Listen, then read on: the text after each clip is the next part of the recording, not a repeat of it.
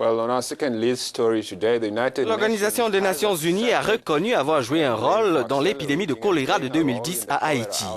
La maladie a fait près de 10 000 morts et causé l'infection de plus de 700 000 personnes. D'après les conclusions des équipes de recherche médicale, cette infection a été transmise par les soldats de l'ONU. Les équipes de vérification de l'ONU ont relevé la persistance de pratiques sanitaires dangereuses dans sa mission haïtienne, mais aussi dans au moins 6 autres en Afrique et au Moyen-Orient.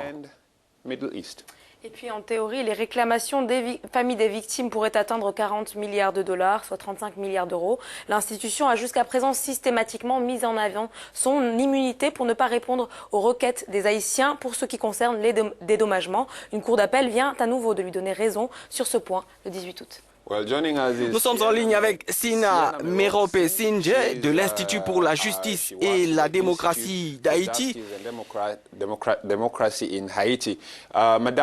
Eh bien, Madame Sina, quelle est selon vous l'ampleur de cet aveu de l'ONU de son implication dans le drame sanitaire qui s'est produit il y a 6 ans?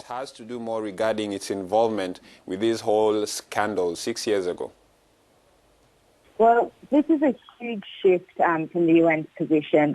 C'est un changement significatif par rapport à la position de l'ONU. Vous savez, pour les 6 dernières années, l'ONU a véritablement tout fait pour ne pas assumer sa responsabilité dans la propagation de cette épidémie. C'est donc un énorme changement de position et une immense victoire pour le peuple haïtien qui a organisé des marches, qui a crié, écrit à l'ONU, initié des procédures judiciaires.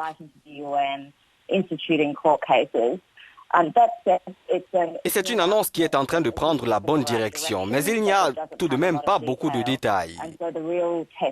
Et donc le véritable test va être la suite. Et l'ONU promet le suivi de l'affaire avec des mesures concrètes, y compris des excuses aux victimes, des compensations financières et un investissement réel dans l'adduction d'eau.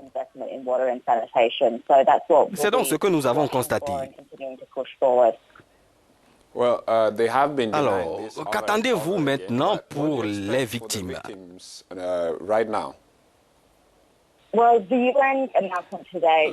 a annoncé à partir d'aujourd'hui qu'elle envisageait un ensemble de nouvelles actions significatives, mais beaucoup estiment qu'il faut au préalable prendre en compte plusieurs considérations. Et je pense que ceux qui se préoccupent de cette question ainsi que les victimes doivent continuer à mettre la pression sur l'ONU pour s'assurer que cette annonce soit suivie des faits. Et c'est ce que les victimes ont réclamé, des indemnisations et l'investissement dans l'adduction d'eau.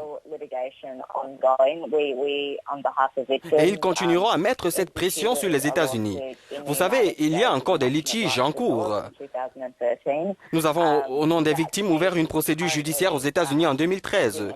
Cette affaire est actuellement en instance d'appel, dans l'attente d'une décision à la 2e Cour fédérale à New York. L'annonce d'aujourd'hui ne change donc aucunement cet ensemble d'actions qui ont été initiées. Cela dit, si l'ONU prenait une série de mesures de grande portée, dès lors, les poursuites judiciaires n'auraient plus une véritable importance. A really robust set of measures that meets its legal obligations to victims, then that lawsuit will no longer be necessary. Il est donc question de poursuivre le plaidoyer et d'accentuer la pression. Well, the most expensive bed in the world is a hospital bed.